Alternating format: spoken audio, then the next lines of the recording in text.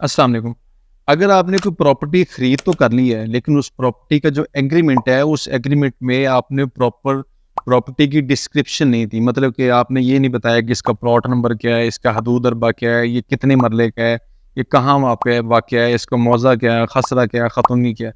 अगर ये तमाम तर तफ़सीलात अपने उस एग्रीमेंट के अंदर आप नहीं देते हैं, तो किसी भी ऐसे एग्रीमेंट को कोई भी कोर्ट इन्फोर्स नहीं करवाएगी। मतलब कि उस मुआहदे के तहत आपको कोई भी कोर्ट आपको इंसाफ नहीं लेके दे सकती। आपको कोर्ट जो प्रॉपर्टी परचेज कर रहे हैं उसके ऊपर आपको जो कानूनी दादरसी है वो नहीं मिल सकेगी। वजह क्या है? वजह ये है कि जब भी आपने किसी अदालत से रुजू करना है तो आपने प्रॉपर्टी की मुकम्मल डिस्क्रिप्शन वहाँ पे देनी है कि जी ये प्लॉट नंबर है, इस सोसाइटी में है, या ये इतने एकड़ है, इतने किले है, इतनी जगह है जिसको हमने खरीदा है, उसका खसरा खतूनी ये है, खेवड़ ये है, महाल ये है, इस मौजे में वाक़या है।